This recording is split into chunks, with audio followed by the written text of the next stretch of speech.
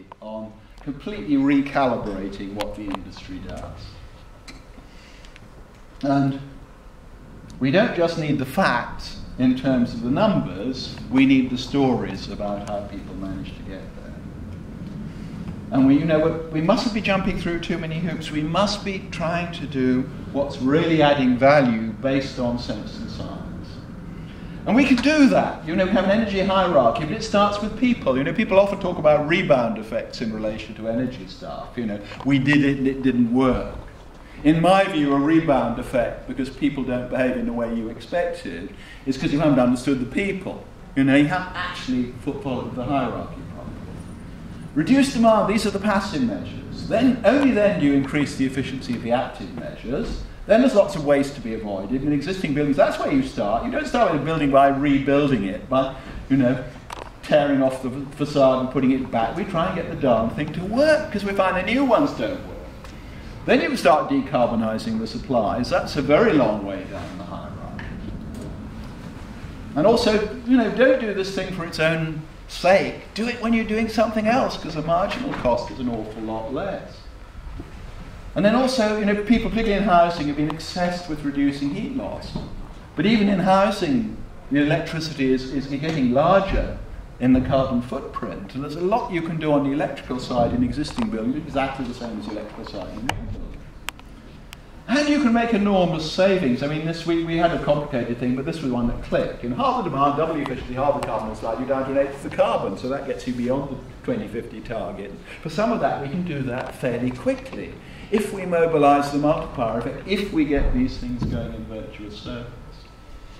Well, one of the things we've been developing to help people do this and sort of embed this procedure, a thing called soft landings, which you can download, which is actually trying to get design and building teams to graft on a procedure which gives more of a focus on outcomes onto any procurement system they're going to use for obtaining or changing a building.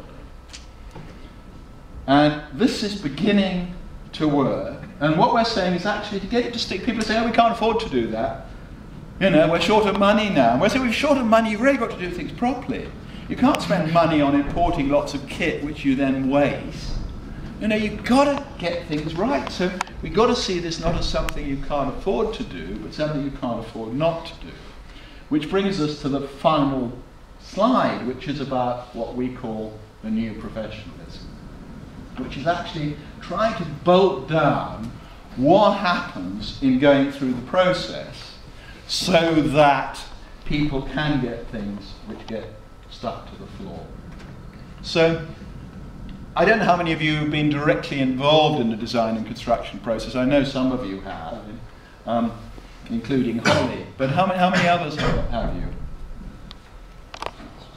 About sort of 8, something like that, I would think. So, what we're trying to do at the moment, this is the Usable Buildings Trust mission at the moment, is to change the culture. And so there's actually a new professionalism that any construction professionalism has to adopt, which has to engage with outcomes. Because otherwise, all the professional institutions say now, thou shalt understand and practice sustainable development. How on earth can you be doing that if you don't know the consequences of your actions? Now, it's just 2. We haven't been kicked out of the room.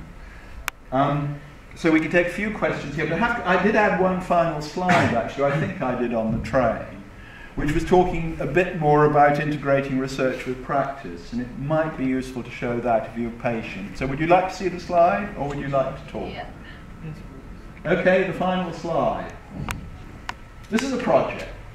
So this is the time arrow. And essentially you justify it.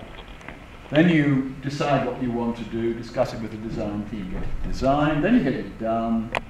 Then, once you hand it over into initial use, you actually have to tune it up and get some feedback. And then it goes into normal use, and then you feel another project coming on for one reason or other, so this arrow actually loops around in the cylinder.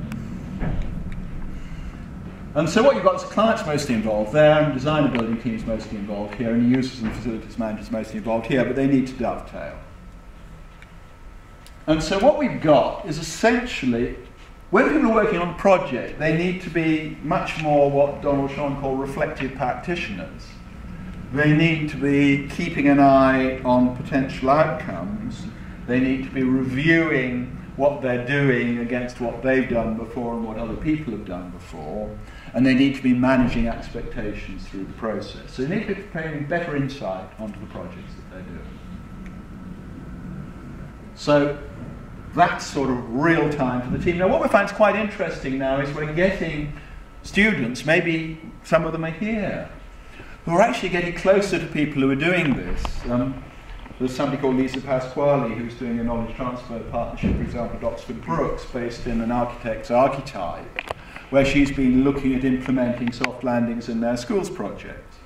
So she's really in the thick of it, trying to change it. We find, actually, this is very, you're probably doing something too, this is very rewarding for postgraduate students, because they're getting really close to practice, but they also have the academic rigor applied to what they do. And also they can often get connections, because they're doing it there, to senior people in the industry. So that, you know, as quite young, bright people, they suddenly get a sort of massive leg up in terms of gearing for their intelligence and insight and application. And also got a job waiting for them when it's over. You know, because these people are very useful to the practices they've come from. And then what you can also do is you can review now to benefit from the future. So you can review your recent experience and that of others. So you can actually pick up what you've done and review it. So that's all very well, but you can also use this information in foresight. You can pull in past experience, and you can do that. And then all this can feed into knowledge management, which is a lot talked about, but doesn't so often happen. So quite often, organisations or the industry or the government isn't terribly good at remembering what it did. And then we have a consolidation of knowledge. Well, this tends to be where our academe and professional bodies and standard-setting bodies have tended to be. So they've been sort of 4 levels out from the coalface. But now we want to improve things very rapidly. We've got to get this short circuit, as I talked with the research student there. We've got to get much better connection between the reflective thinking, the rigorous processes that are fostered in academe, and what's going on at the coalface. Because otherwise it takes 10 years or more for the penny to drop. As we've shown you pennies that dropped, 15 or 20 years ago. And it's taken 20 years maybe for those pennies to drop. Somehow we've got to get this improvement happening in real time. And finally, you get a push from outside. What happens is global influences and trends come in from the top, and they push down in terms of changing the whole scene which affects all this. So, after September the 11th, attitudes to security in buildings change fantastically. Now there's been a lot of push down on energy and carbon, but often it isn't docked with what's going on down here. So what the policymakers are asking people to do, like biomass boilers and PV, etc., may be great at the cutting edge for various things, but they're not yet ready to be pushed into the mainstream. It's like asking somebody to play a piano concerto when they haven't done a 5-finger exercise. So that's the stop for me. Adrian, a final word. Yes. Now the really tricky bit, which we haven't come close to concrete, are these feedback loops. The founder of building performance work in the UK, Tom Marcus, made some remark about feedback being like the most dismal word he'd ever heard. And I thought that's a really peculiar thing for a guy who pioneered building performance work, because surely it is about feedback. Now, one of the slides that we haven't shown today, it follows on from that slide on the new professionalism, which in itself is a kind of morphed version of stuff we were doing on the Elizabeth Fry building 10 years ago. And what we're saying we need a new professionalism. And somebody will say, so what? What do you mean new professionalism? Because if you look at what's happened over the last 30 years in the UK, things like contracting out, things like the rise of facility management, PFI, virtualization of architectural education, everything on models and computers, modelling itself, simulation, all these things have come in the last 30 years. And every single one of them, we were horrified to find, militates against feedback. I mean, you say, you know, do building studies and put them into a knowledge management system and everything will be all right. Put them into databases. It's not all right. It doesn't work.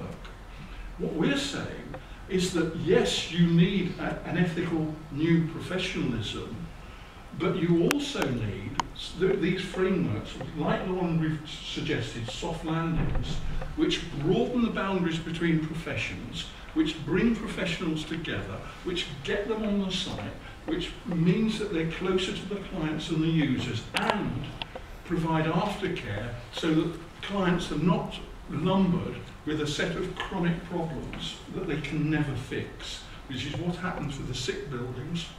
In fact, it's what happened to slum buildings in the domestic sector. The same pathology happens over and over again.